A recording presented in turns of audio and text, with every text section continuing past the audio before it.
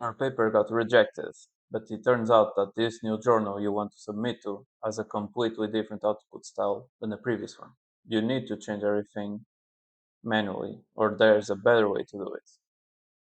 In this video, I'll show you that there's a much better way to do it than to manually change everything.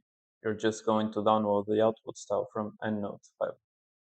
Now, come with me, I'll show you how to do it. As you can see, I have a piece of text with given references in the MAA 11 style.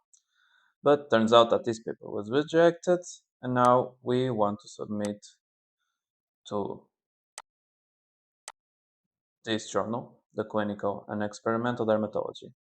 And instead of changing the output style manually, you can just search for EndNote output styles. And here in the keywords, you just submit the name of the paper.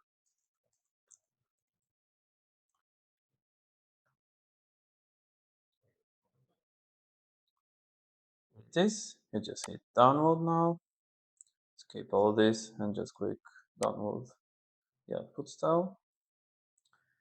Keep in mind that I already have the EndNote library open with the AMA 11th style.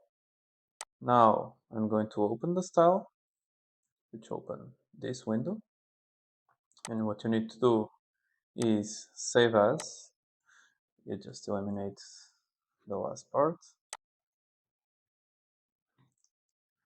Now you can close, but as you can see, it's not here yet. What you need to do is go to References, Tools, Output Styles, Open Style Manager. Open this little thing here. And then you go for the clinical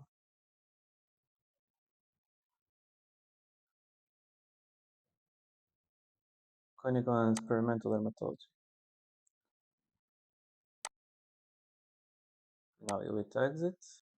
If you're enjoying the video so far, don't forget to leave a like and subscribe to Bioinfo Tips. Now let's get back to the video. And now as you can see, it already shows here the clinical and experimental dermatology. And what it remains for you to do is go to the Word file, click clinical and experimental dermatology, and the reference style automatically updates to the reference style of the clinical and experimental dermatology, or whatever journal you choose to submit your paper to.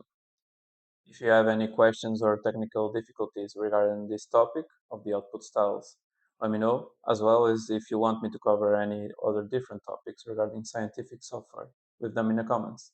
And I'll see you on the next video.